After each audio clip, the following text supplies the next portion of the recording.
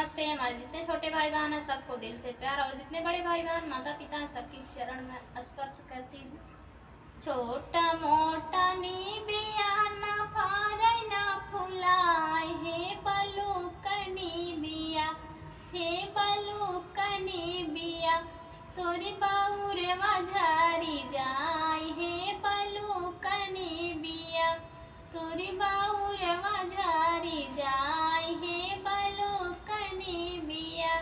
छोट मोटा सासुरो न बोल नाही डोल, हे बलुक सासुरु, हे बलुक सासुरु, खारी हनव चाला जा, हे बलुक सासुरु, खेत खारी हनव चाला जा, हे बलुक सासुरु।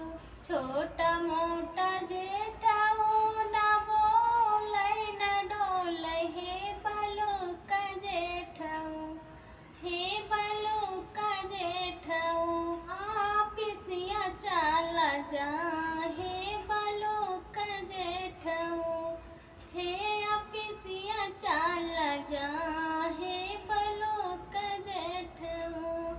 छोटा मोटा निबिया न फार ना फुलाय, हे बलुकनी बिया, हे बलुकनी बिया, तोरी बाउर माझारी जाय, हे बलुकनी बिया।